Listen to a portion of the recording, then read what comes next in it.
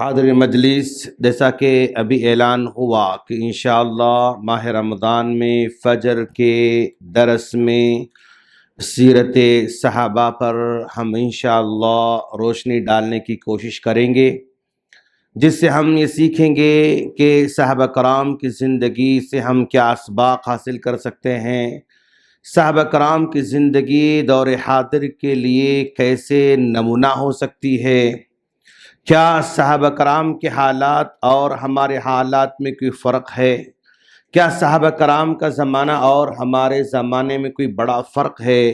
الغرض ہر دن ایک الگ الگ صحابی کی زندگی کو رکھتے ہوئے ان کے حالات کو اور ہمارے حالات میں موازنہ کرتے ہوئے ہم دیکھیں گے کہ انشاءاللہ ان سے کیسے ہم راستہ اپنا ٹھیک کر لے سکتے ہیں، انشاءاللہ جائزہ لیں گے۔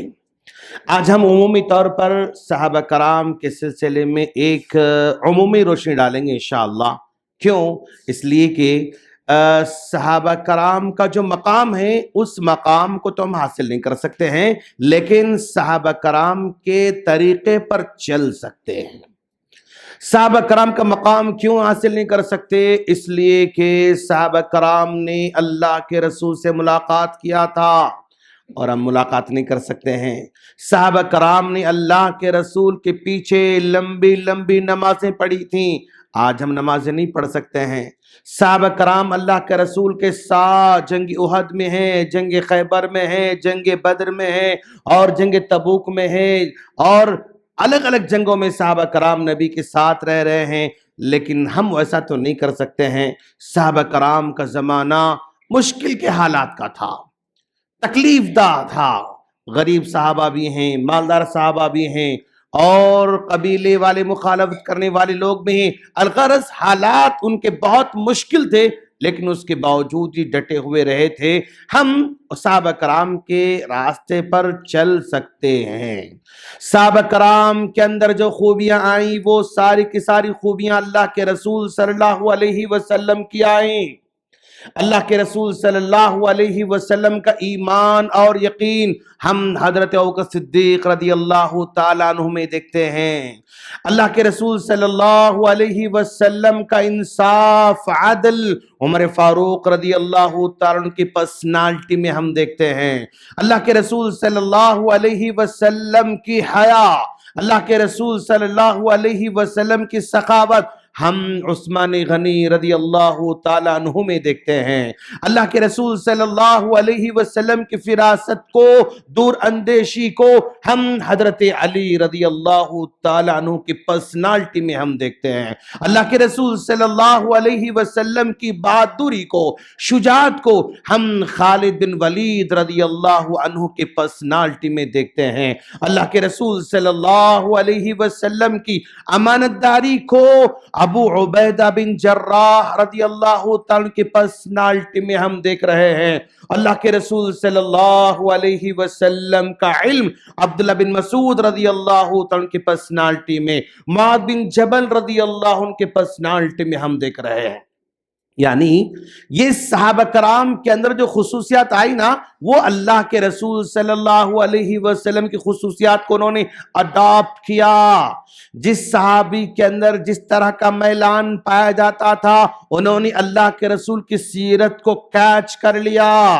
ایمان و یقین جو ہے ابوبکر صدیق نے حاصل کیا، اور جو ہے انصاف کو عمر فاروق نے حاصل کیا، اور شرم و حیا کو عثمان غنی رضی اللہ عنہ نے حاصل کیا۔ تو گویا ان کی طبیعت میں جس طرح کا میلان پایا جاتا تھا، وہ ساری کے ساری صفات کو اللہ کا رسول نے حاصل کیا، اور حاصل کرنے کے بعد ہر معاملے میں وہ امت کے نمونہ بن گئے۔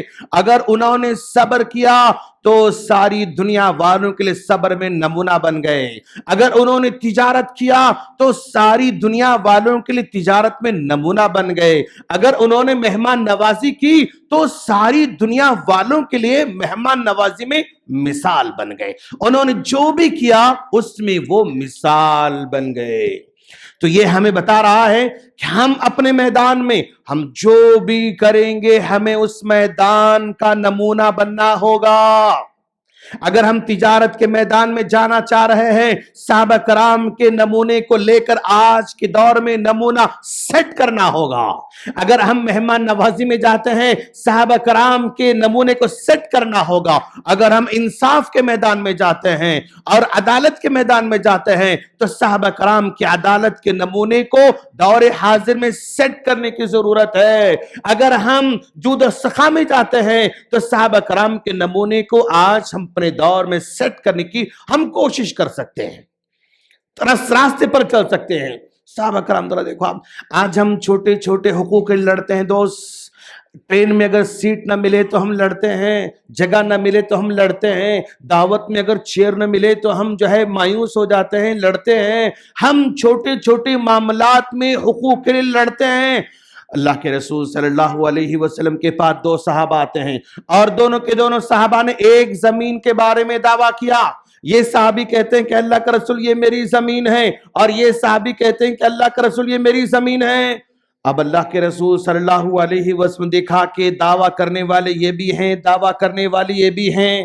اللہ کے رسول صلی اللہ علیہ وسلم نے دونوں کو بٹھا کر سمجھایا اور کہا دیکھو، اگر دو لوگ میرے پاس کسی ایک معاملے میں آتے ہیں، اگر کوئی آدمی اپنی چرب زبانی کی وجہ سے، دلائل کی وجہ سے اور بات کرنے کے انداز کی وجہ سے ہو سکتا ہے وہ اچھی دلیل پیش کرے، لیکن اگر وہ اچھی دلیل پیش کرتا ہے، حقیقت میں اگر وہ چیز اس کی نہیں ہے تو میں ظاہر کو دیکھ کر تو فیصلہ کروں گا کہ یہ تمہاری چیز ہے، یہ تمہارا حق ہے، تم لے کر جا سکتے ہو، لیکن اگر تم ناحق لے کر جا رہے ہو تو جہنم کا ٹکڑا لے کر جا رہے ہو۔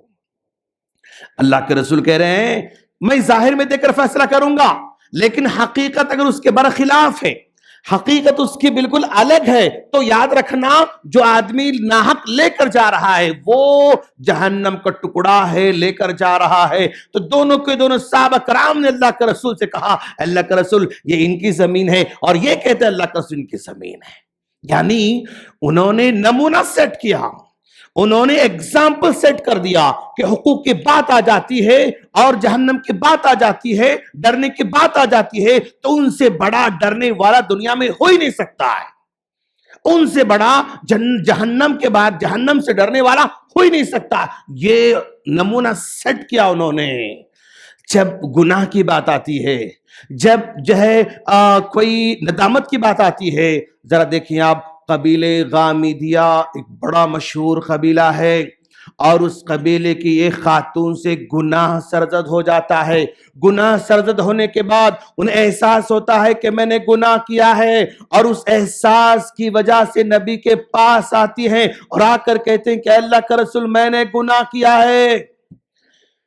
اللہ کے رسول چہرہ پھیر لیتے ہیں، پھر وہ آ کر کہتے ہیں اللہ کے رسول میں نے گناہ کیا ہے، پھر چہرہ پھیر لیتے ہیں، کہا اللہ کے رسول میں نے گناہ کیا ہے۔ تین مرتبہ نبی کے سامنے گناہ کا اقرار کرتے ہیں، وہ صحابی اقرار کر رہی ہیں۔ اللہ کے رسول نے کہا اچھا اگر تم نے گناہ کیا ہے اور تمہارے پیٹ میں اگر بچہ پل رہا ہے تو ایک کام کرو، تم جب بچے کی ولادت ہو جائے گی تب آنا۔ اب اگر تمہیں اس گناہ کی سزا دی جائے، سنسار کیا جائے، تو تمہارے پیٹ میں پلنے والا بچہ ناحق مارا جائے گا، لہذا ہم نہیں چاہتے کہ تمہارا پیٹ کا بچہ ایسی مر جائے، بلکہ جب بچہ پیدا ہو جائے تو تب تم آ جانا۔ صحابیہ جاتی ہیں اور اس ولادت کے لیے ہو سکتا ہے ایک 4 مہینے، 5 مہینے، 6 مہینے، 8 مہینے، 9 مہینے کا ٹائم آیا ہوگا۔ یہ 8 مہینے تک وہ اپنے گھر میں رہنے کے بعد، 9 مہینے تک گھر میں ہونے کے بعد، ولادت ہونے کے بعد پھر نبی کے پاس آتی ہیں۔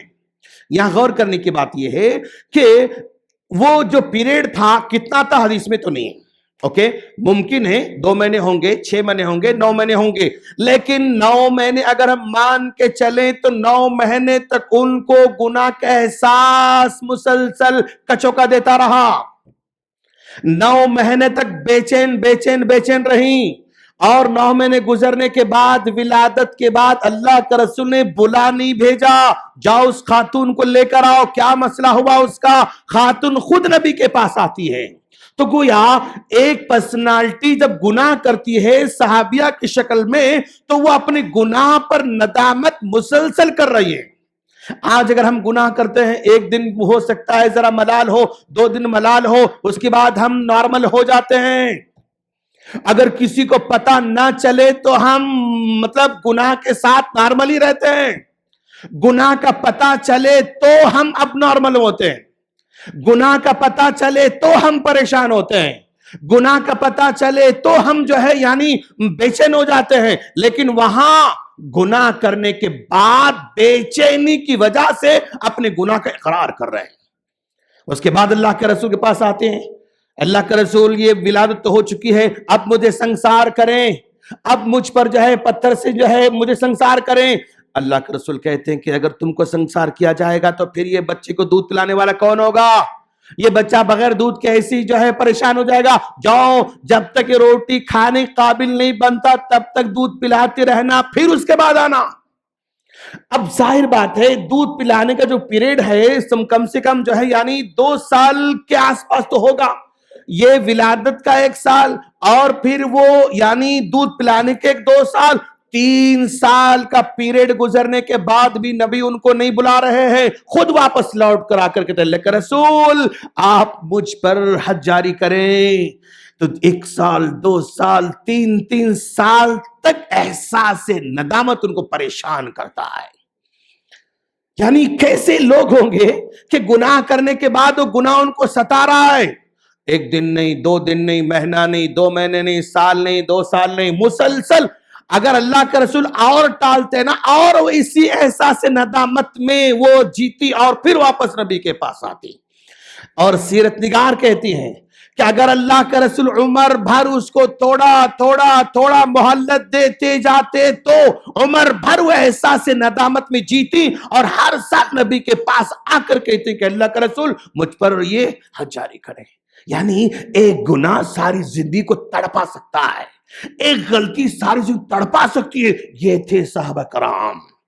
اس کے بعد اللہ کے رسول نے کہا جاؤ ان کو سنسار کیا جائے، اور وہاں پر مدینے کے میدان میں سنسار کیا جا رہا ہے، صحابہ کرام کھڑے ہوئے ہیں اور پتھر مار کر ان سنسار کیا جا رہا ہے۔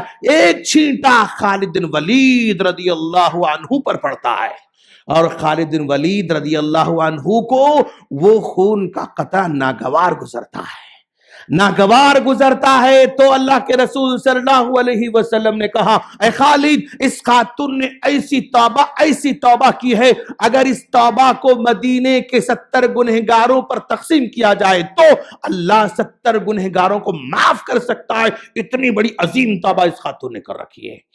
یہ ہیں ہمارے صحابہ، ان کے مقام کو نہیں پا سکتے لیکن نقش قدم پر چل احساس ندامت ہم لا سکتے ہیں۔ یہ عجیب صحابہ ہیں۔ اللہ تعالیٰ کل قیامت کے دن جنت میں داخل کرنے کے بعد سارے کے سارے لوگوں سے پوچھے گا لوگوں جو تمہیں ملا ہے تم اس سے راضی ہو، تم خوش ہو؟ سارے کہیں گے ہاں اللہ ہم سب کچھ راضی ہیں، ہم سب کچھ خوش ہیں، اور کچھ چاہیے کیا؟ اللہ کچھ نہیں چاہیے، بس یہ سب کچھ ملا ہے جنت میں، اور کیا چاہتے ہیں؟ لیکن کہے گا اللہ نہیں، ایک چیز اور تمہیں دینا ہے، ایک چیز اور تمہیں دینا ہے۔ تو جنتی کہیں گے کہ اللہ اور کیا دینا چاہتا ہے؟ اللہ کہے گا آج کے بعد سے میں تم سے کبھی ناراض نہیں ہوں گا، آج کے بعد سے کبھی میں تم پر غصہ نہیں ہوں گا، آج کے بعد سے میری رضامندی تمہارے حق میں لکھ دی جائے گی۔ تو سارے کے سارے جنتی خوش ہو جائیں گے۔ تو جو نعمت اللہ تبارک و تعالی ساری دنیا والوں کو جنت میں دینے والا ہے، وہ نعمت ان صحابہ کرام کو اللہ نے دنیا میں دے دیا، رضی اللہ عنہم ورضوا عنہ، اللہ ان سے راضی ہوا اور یہ اللہ سے راضی ہوئے۔ تو مطلب جو نعمت ساری دنیا والوں کو اللہ قیامت کے دن جنت میں داخلے کے بعد دینے والا ہے، وہ نعمت اللہ صحابہ کرام کو دنیا میں دیا، رضی اللہ عنہ، اللہ ان سے راضی ہے، ہاں ورضوا عنہ، اور وہ اس سے راضی ہیں۔